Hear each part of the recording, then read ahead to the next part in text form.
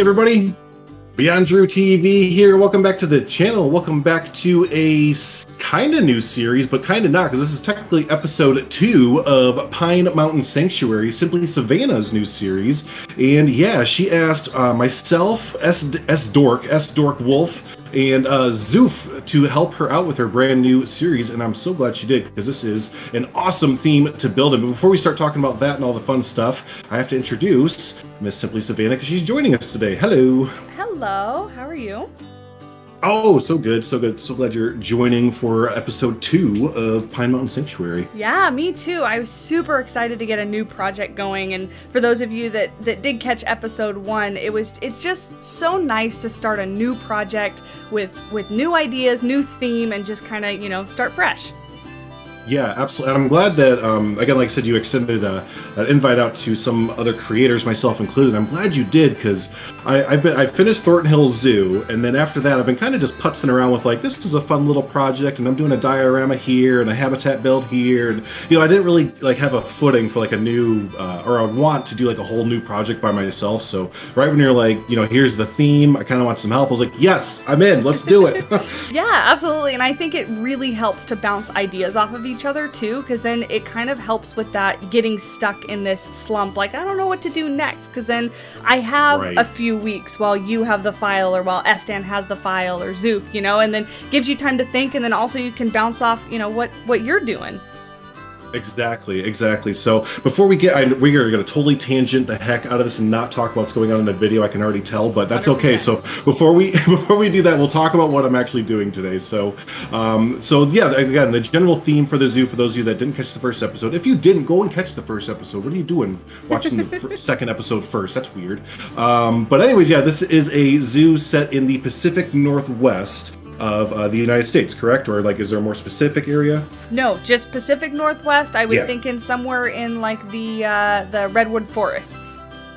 Perfect. So, and then yeah, you were kind of thinking for this whole zoo, the overall overarching theme, I guess, is like a bear sanctuary.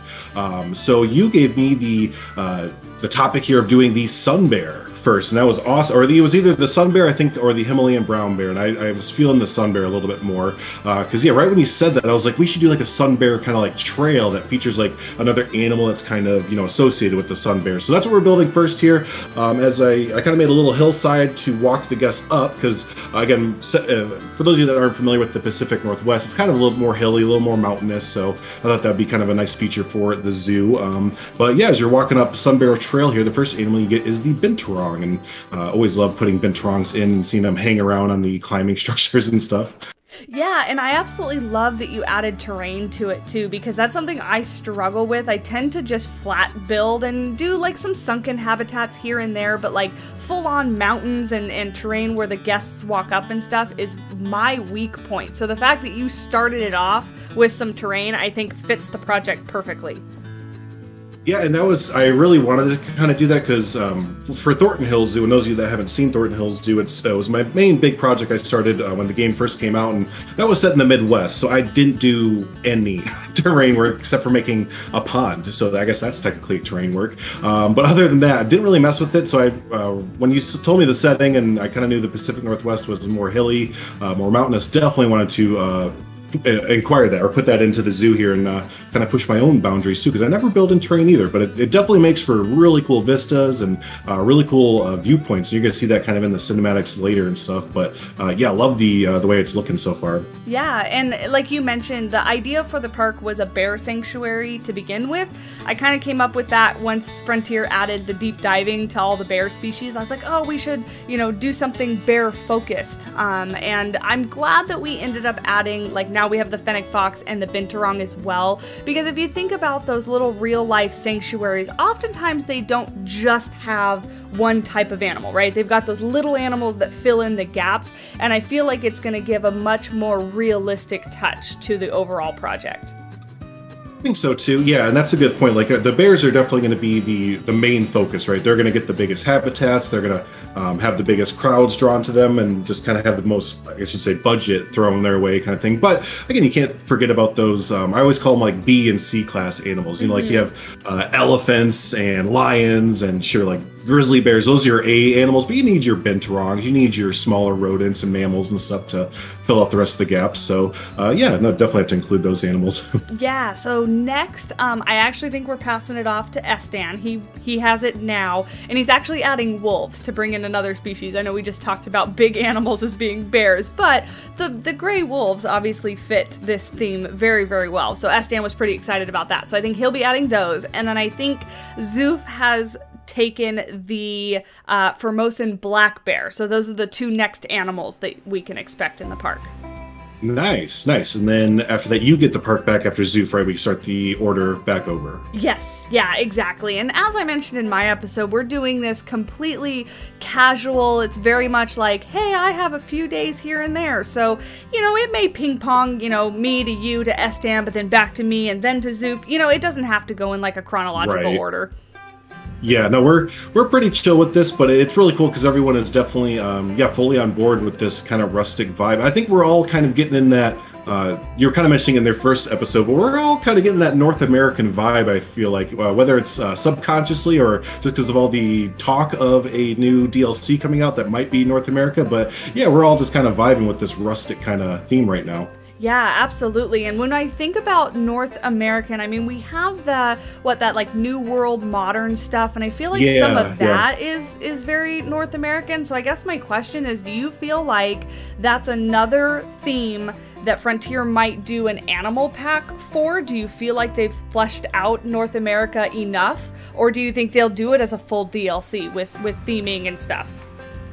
Personally, I kind of think they need to do a full DLC, so maybe 4 or 5 animals and then a theme with it, because the modern theme is really cool and I definitely use a lot of pieces from it, but to me that doesn't really represent a lot of America or the United States, and it's really hard to represent the United States because it's so diverse in its ecosystems and everything like that, and different animals. But I feel like the modern look is just really not really that representative. So if we get like a rustic feel, or what are some other themes that people have kind of thrown out? Maybe like a Native American type theme to go with it as well. I think that might help round it out a little bit more. But yeah, I think overall we're definitely going to need a different theme to go with the North American animals as well. Yeah, I think I definitely agree. I think that, like you said, the modern pieces are nice, but I feel like if they don't include more North American type theming or rustic or this kind of like campground log cabin-y feeling, I feel like they'd be missing a huge part of what is considered to be, you know, North America, especially if they were going to add, and I'm sure we're going to talk about animals, but add things like cougars and moose and beavers. Like, those animals live in that type of environment, so we would need theming that matches that. Exactly, yep. And you know, even thinking like since I've been actually playing the game lately, like franchise mode and other things, like I could think of a scenario with like a national park, kind of like the setting that we're in right now. I can imagine a scenario from Frontier with a national park type focus for the official DLC and stuff like that. So yeah, I think it really lends itself to a theme that could be really fleshed out and everything. So, and you were talking about the animals, and I'm looking here on your comment section, trying to see what the kind of consensus is. And you mentioned cougars. A lot of people are mentioning cougars. I think that'd be a really cool cat to get into the game. Yeah, and an easy one too, right? I mean, Frontier has how many cat models in game that, you know, no just kidding. need a reskin and throw them up there. And yeah, I think it's one that I hear most often too. Is, I mean, puma, mountain lion, cougar, all the same thing, just different names. One of the most highly requested animals. I think another one, and this would make Mr. Estan happy there, are beavers. And you know, personally, I've never seen beavers in a zoo before, but I'm sure there are some, but that would be a really cool habitat idea to make like a beaver dam or beaver den or something like that. But yeah, no, I agree too. And it would be cool now because we obviously have the aquatic pack, right? So the beavers would have, I would hope, you know, swimming mechanics, diving mechanics, stuff like that. So I think it would be a really good addition. Yeah, definitely. And then I think the last animal that everyone's been wanting since the beginning of the game is the moose. And you have to, right? I mean, I even remember from Zoo Tycoon 1 days, you would get the moose first, and you put it, like, the moose was like flamingos basically for Zoo Tycoon for me. So I definitely am hope we get a moose as well. Such a big animal too. Would be a really one of those A animals, a big moose to go see at the zoo. Right. Or even something like elk or just deer, something like that. Like these just smaller hoofstock animals, but not African hoofstock, because I feel like a lot of the hoofstock that we have, or maybe even all of it, is all Africa based. Yeah, that's a good point. Yeah, we need to get some diversification up in there for our hoofstock animals. What do you think the exhibit animal would be for the North American pack? You know what? If I had to guess, I would say something like a rattlesnake or something like that, because we don't have something like that in game yet, right? I never play with the exhibit animals. So. I know. I know about the dung beetle the most, because you can see those whenever you go and look at the exhibit. Yeah, but something like a rattlesnake or maybe a king snake, something that is of endemic to North America, something like that. I know like rosy boas, I guess, but those aren't the animals that come to mind, right? The most common ones are like a rattlesnake. Yeah. I was thinking it would be cool if one that would be practical that we could probably get would be either like a black widow, might be kind of neat. Or it would be cool if they introduced fish and gave us like salmon or perch, or you know what I mean? Yeah, like a aquarium exhibit, basically. Yeah, that would be awesome. I don't like spiders, so I never think of spiders. But the Black Widow's a good option. That's definitely a good option. Ugh, I wish I wouldn't think of Black Widows, but my grandparents used to live down south in Arkansas, and we'd go golfing all the time. And one time we were golfing out at 9th hole, like 120 degrees outside, basically. But anyways, we went to go get a drink from a water fountain in like a public bathroom, and right when I put my hand down to the spout, where it's one of those you push the button on top of the water spout, Black Widow came crawling out from underneath the button and just sat on there. I was like, oh, I'm no longer thirsty. I need to go.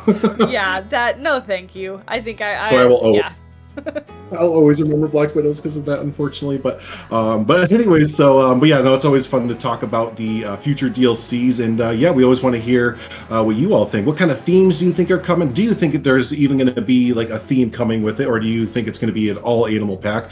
North America is definitely one of those diverse ecosystems where you could definitely have just an animal pack and fill it up for sure. But yeah, let us know down below what you think there. Right, and I definitely think those are two different questions that we presented too. Like, what do you think it's going to be, and what do you hope it's going to be? Because for me, I hope for birds still, especially because of what we've been seeing with Jurassic World Evolution 2 and the 2 air species things that they've released as of recently. We know that they have the mechanics. We know they can do it. So now I want it even more in Planet Zoo.